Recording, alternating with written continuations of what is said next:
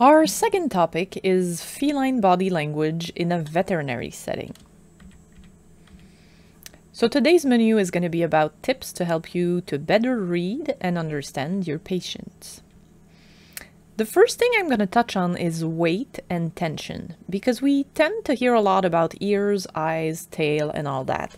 But I think weight and tension are two things that are really worth practicing our eye to see and paying attention to, because it's the small things that indicate discomfort and that too often we choose to ignore. So if we look at the cats on the top, on the left we can clearly see that the cat is pushing its weight away from the brush.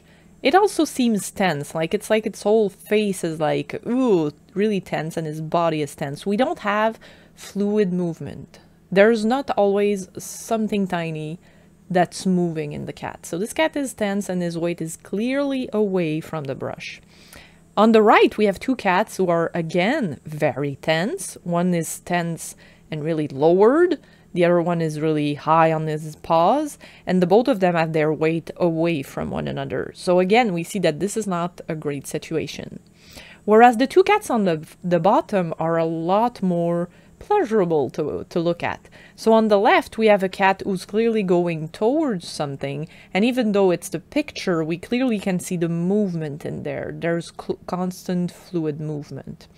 And on the right, we have a cat who's clearly pushing into someone's hand, so their weight is towards the hand.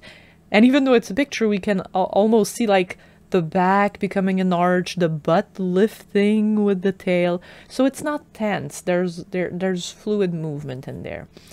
And so it's important because it's tiny things that we can become more aware of, because too often we just disregard them. Now, what about ears, eyes, and tail? So the ones that are more prevalent. So we often see like the intense extreme, like the bottom left cat. We have a cat whose ears are flat, the pupils are really dilated, they're hissing. Clearly this cat is not doing well. And if we look at a cat who's doing quite well and is interested on the bottom right, we have the nice ears forward and the big eyes that are happily looking at the camera. Now, if we look at the cats on the top, I want you to compare their ears to the ones on the bottom. So these ears are partly turned backwards. They're not flattened, they're just turned backwards. And this tells us there might be annoyance there. There might be irritation there. When we start to see those eyes going backwards, it's like, this is like not pleasant. This is annoying me.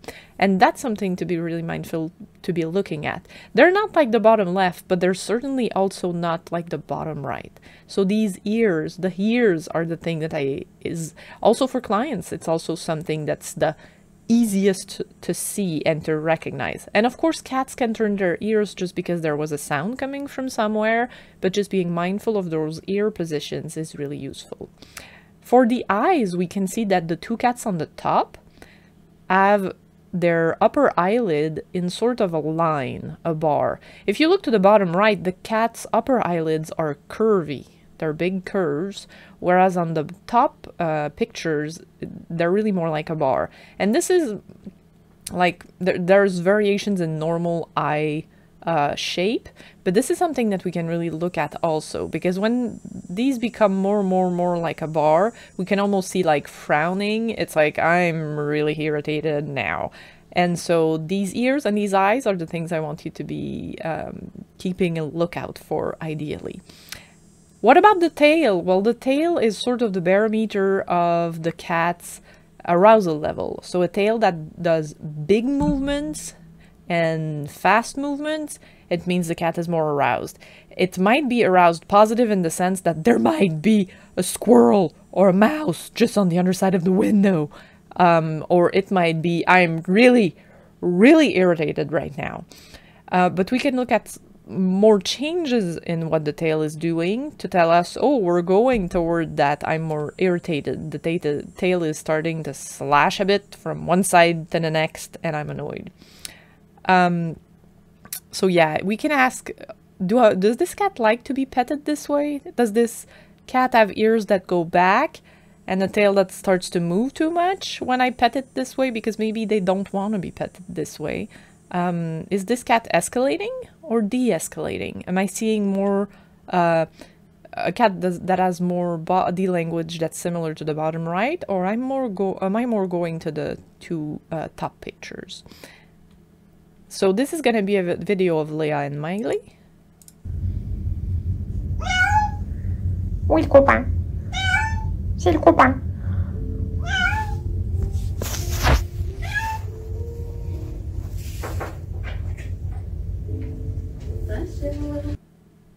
And so we can see right away that Leia is not happy to be at the vet. I'm showing you these two pictures. What can we see? On the left, Leia has round eyes and dilated pupils. On the right, Miley has almond-shaped eyes and almond-shaped pupils. Leia's ears are straightforward. Miley's are pretty much straightforward too. But if you look at the muzzle, Leia's whiskers are fanning at the front and her whole muzzle is more tense. It's harder to see in Miley, but we do see the whiskers and they're a lot more relaxed. Miley's weight is centered, he doesn't seem tense really, whereas Leia's neck is like stretched out forward to see what's happening, and we can see the rest of her body is more downwards, so she's overall more tense. And so this is a picture at the same exact moment, and you can still see the differences in both their carriages. So we can see that for Leia, going to the vet is stressful. For Miley, it's like, it's fine, he's not overly worried right now. So this is an example of handling, and I want you to look at his ears. There's a little Prue ear and the ears went backwards. He's starting to be annoyed at me, and you can still start to see the tail also moving. You're gonna see it now again, ears, and he didn't like that. But this is so subtle and it's hard to see in a cat that's black. So Milliman is like, okay, this is a weird game. The tail starts to come up, his head turned. His head turned toward me with his ears a little bit going like, what's this? Right now, oh no, sorry, a bit later on. Tail, head. Like this is starting to be annoying. And so these are small things that are hard to see if you're the one doing the exam.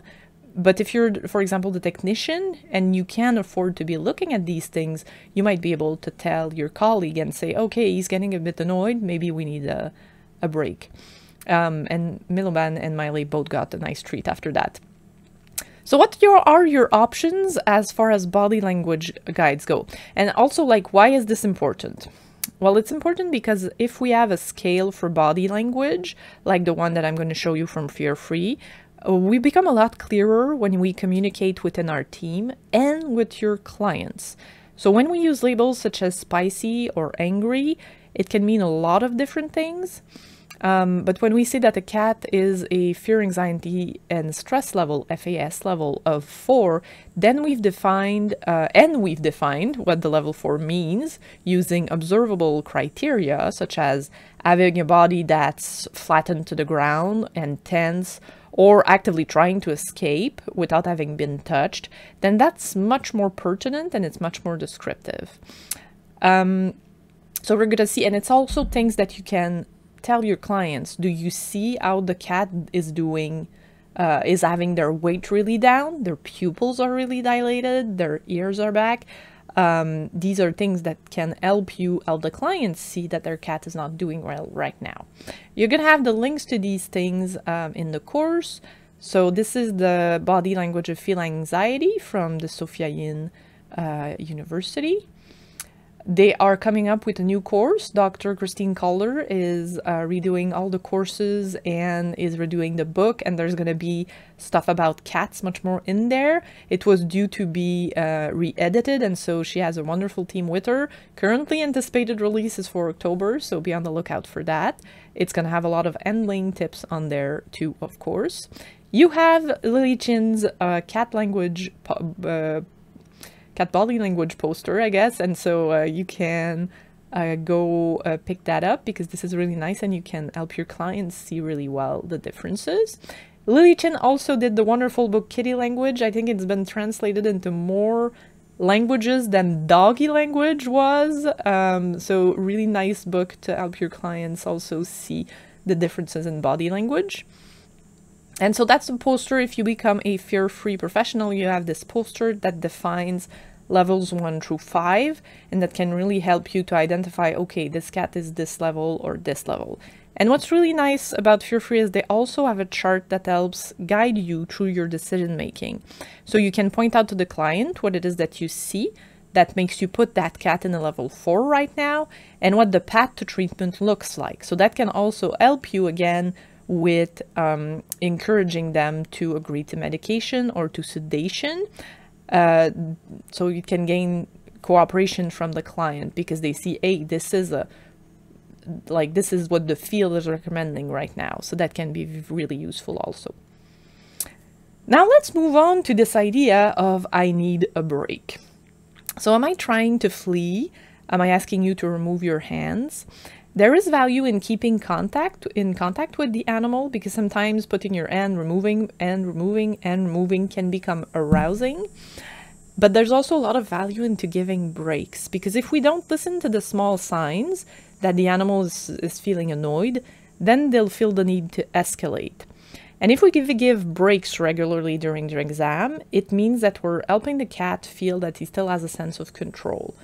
You're starting to be like, why are you touching me? And I remove my hands. Okay, I had control to stop this person whom I don't know, my vet, to continue touching me as a cat. So that's really reassuring, that sense of control.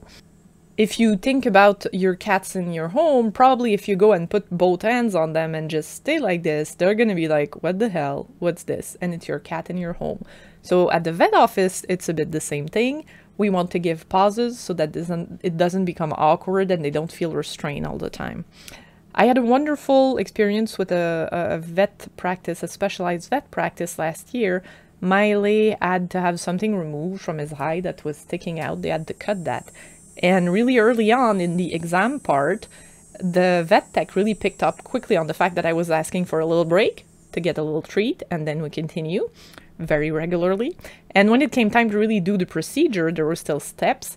And so he was restraining Miley really lightly, wonderfully, but he started to turn Miley towards me. So without any words, he set up his veterinarian, who was really focused on the task at hand and maybe not thinking about breaks as much. And he didn't really give her a choice. It was just like a beautiful way to, without even speech, set your vet up for success and set the cat up for success. Because Miley is not the dude that likes restraint. It's not so much that he's scared, but he's like, why are you keeping me there? It's annoying. And so he would turn Miley, I'd give a treat, and turn Miley back towards the vet.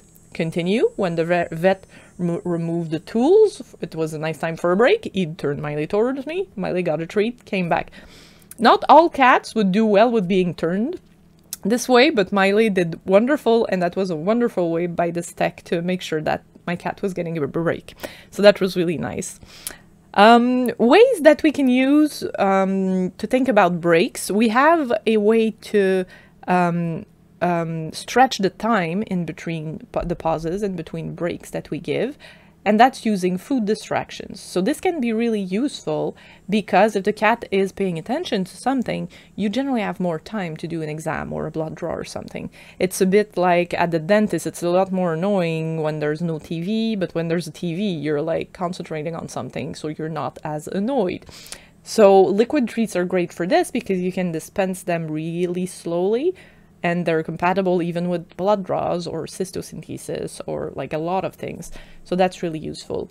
We do have to be mindful of not creating a situation where the treats are going to predict bad stuff, and so the animals start fearing treats. That can happen. So if we have like, we give food to distract, and then we give something painful, that can have the wrong effect. What we're looking for ideally is something annoying happens and then you get awesome food. So if we're using food as a distraction to lengthen the time between pauses and we want to do the things that are a bit unpleasant during that time, a good way to make sure we don't poison that food accidentally is to give an awesome reward afterwards. So maybe I'm giving you a bit of churro all through it, and when it's finished, I have a little plastic container, I open it, there's catnip, tuna, chicken, and a lot more churro, and you get all of that. That's what I do with my cats for blood draws. Right after the blood draw, they get a really nice array of really good things, because this way it sets us up so that the next time that I offer a distraction, it's not as risky, if you will. If a cat is already really fearful, you'll run a really bigger risk when using food of creating that wrong association. But food distractions are very useful to stretch the time between breaks. Another thing to consider is when we want to keep the cat on the table. So the center picture is from AI, it's AI generated, and so it's herding cats. When we want the cat to stay on the table, but we're talking to the client, we're doing other things, a lot of vet staff will tend to have their hands on the cat. And as we talked about earlier, even if you do that to your cat in your home, the cat's gonna be like, what the hell? So can we encourage the client and our tech and ourselves to just put our hands around the table, the exam table, and maybe the cat will just go like, ah, thank you, she stopped touching me. Start grooming, start sniffing to see if they haven't missed a treat. We don't want the cat to accidentally jump down. We need to pay attention, but it's not necessarily required to have your hands on there, and that can help allow the cat to feel like he has control, like he has a break and isn't feeling restrained all the time. You could have a chair or a staircase or to let them go down. You don't necessarily need to do the full exam on the table. So can you have a bench, a chair? The cat might be on the client, or cat can be on the chair. You do need to have good lighting, but thinking about those options where maybe sometimes we don't need to do all portions of the exam on the same place. So that's just something, thinking about it. Can you do something different to give the cat pauses instead of always having hands on them? And then finally, touch gradient. So touch gradient is about starting touching an animal in an area that is less sensitive. So if you start by touching the end of the paw, there's lots of nerve endings in there. They don't typically like it. But if you start at something like the shoulder and then go down the paw, it's generally a lot easier for them. So we'll see Middleman here. He did not like that. But here, he didn't mind at all. And Middleman is really a cuddle bear. You see it here with another angle. But like going straight for an ear, that's not pleasant for him. He doesn't enjoy it. So touch gradient is something that's really valuable to be thinking about. We're gonna see here, I'm putting this, is this a prisoner or patient? Because sometimes we don't think about it and we treat the cat right away as if they were a prisoner trying to escape. But when we position them really calmly and don't over-restrain them, very often it's going to go a lot better. I'm not pretending I'm doing a great position here, but I want you to see the change here. Oh my god, and the paw moving, and we have the little lick lip there. That wasn't comfortable. So we're going to see it from another angle. Right now I have a cat whose tail is slow, and he's just like, what's this? Now we have a cat who's like, what the hell just happened? So it's great to be mindful of not treating the cat like a prisoner from the get-go, because we're setting ourselves up to fail. If you want to learn more about cat communication, I have an online course on feline communication in both French and English, so you can choose. I also have a repertoire of cat handling and training videos. We're gonna come back to that in the next talk. I thank you very much for your attention. I hope you're feeling a little more well-equipped to read your kitty patients.